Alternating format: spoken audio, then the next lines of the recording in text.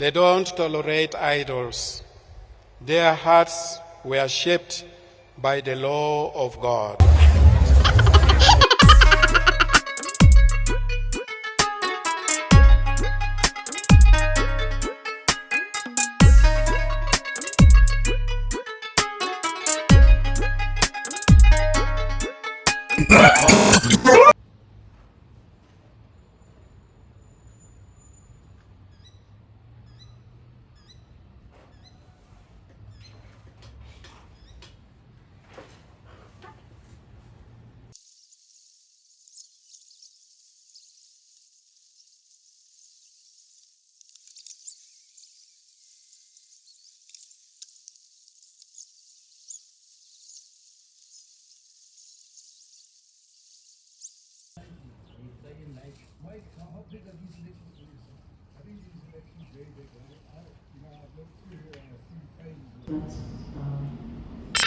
I think based on the people that you see seated here, this is the board.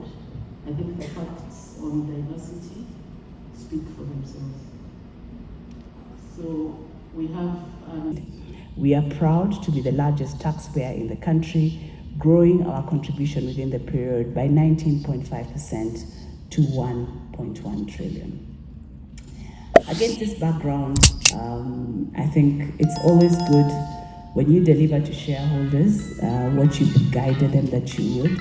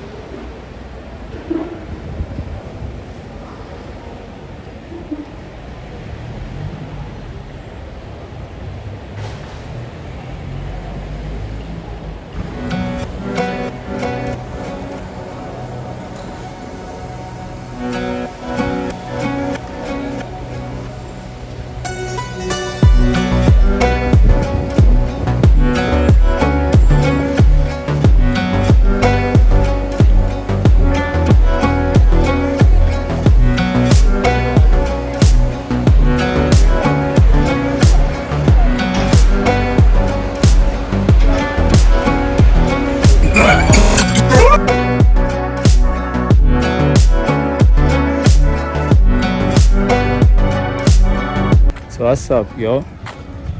So every June 3rd there's this is my jogging route. I would run like 6 kilometers up this way all the way to the top of the hill and back home. But anyways, every 3rd of June there's this it's Martyrs Day at Namugongo Shrine. There's this one king, he decided to unalive I think there are about 30, between 20 and 30 people, because they wouldn't renounce Christ or Jesus Christ.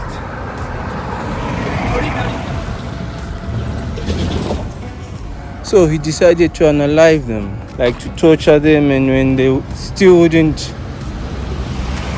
denounce him, he burnt them alive. So like I think it's every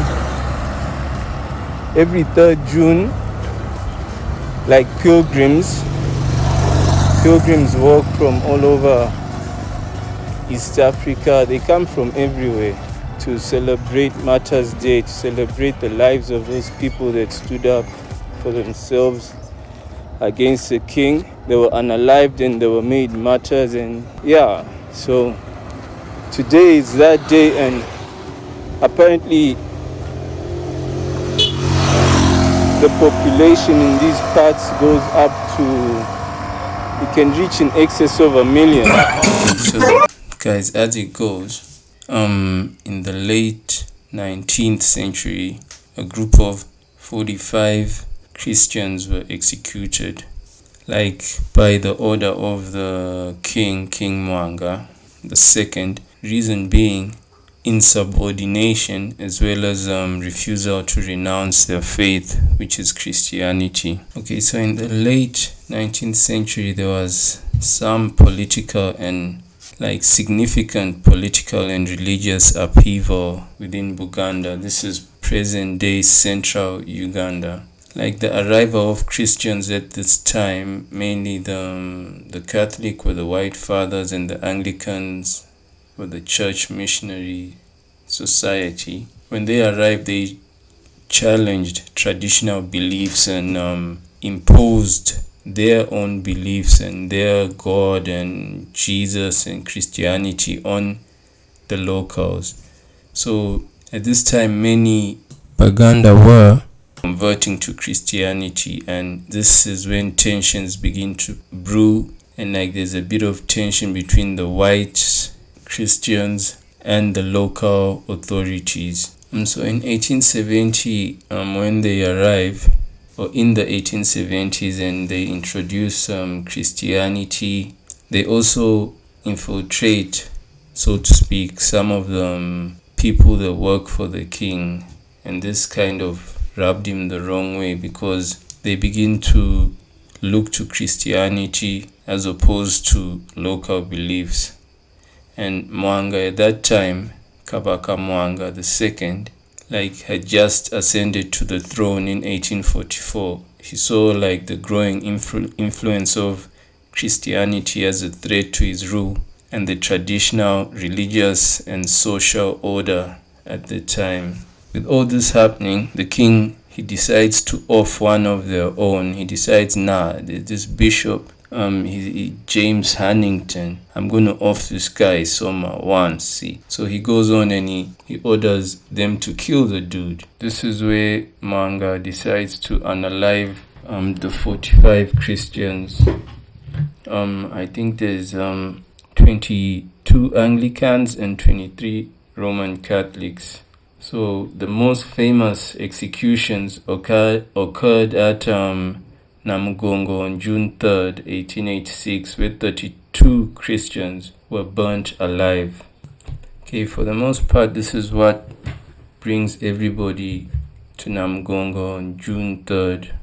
People pilgrimage all the way from everywhere in the world. They come around here to honor these 45 people that were killed here. Okay, so the Pope Paul VI in 1964 canonized these people, and I think they were declared saints or something. So all this had a major impact on Christianity. The martyrdom of these converts actually strengthened the resolve of other Christians and significantly contributed to the spread of Christianity within Uganda as well as all over East Africa.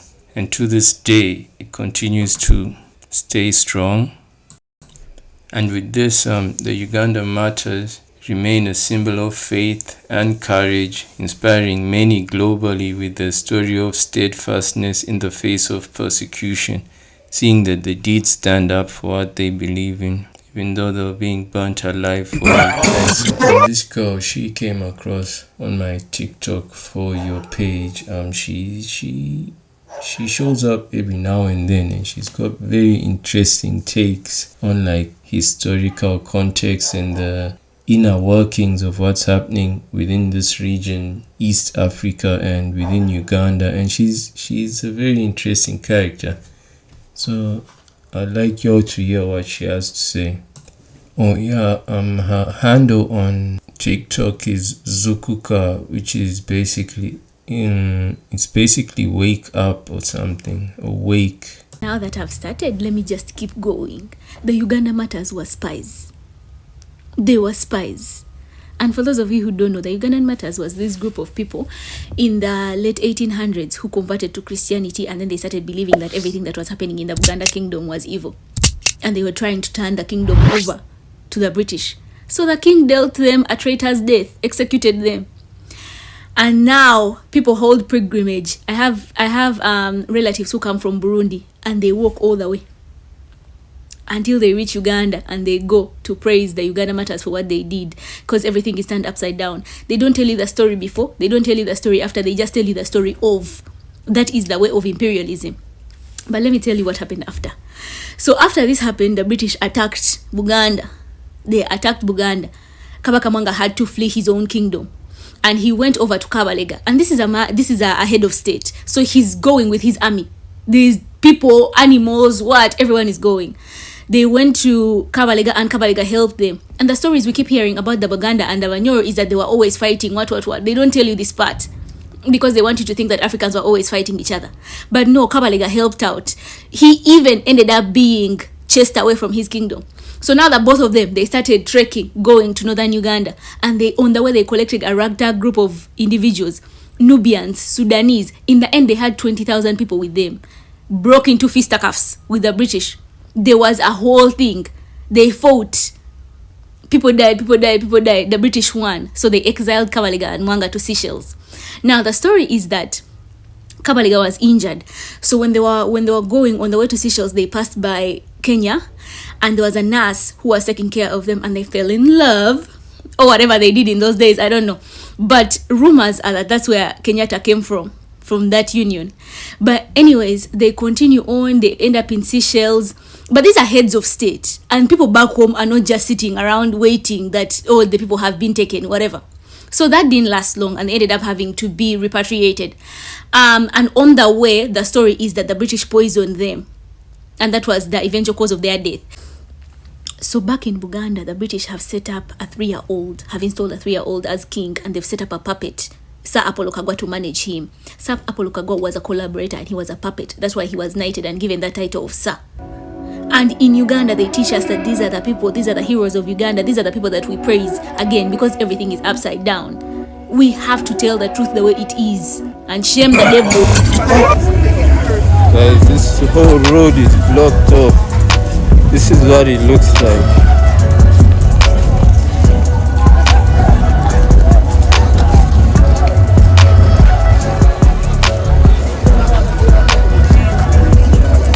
Pilgrims. The whole road is blocked off. And it's said that there are about 1 million people here.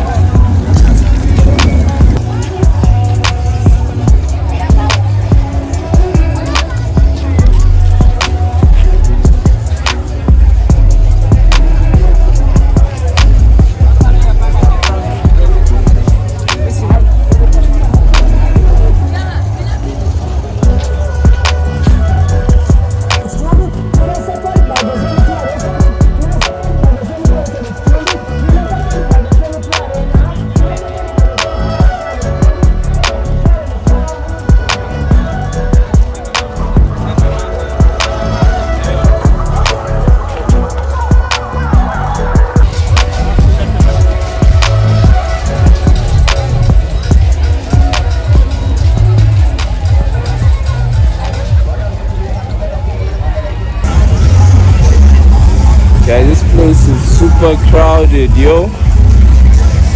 It's more of a carnival than anything.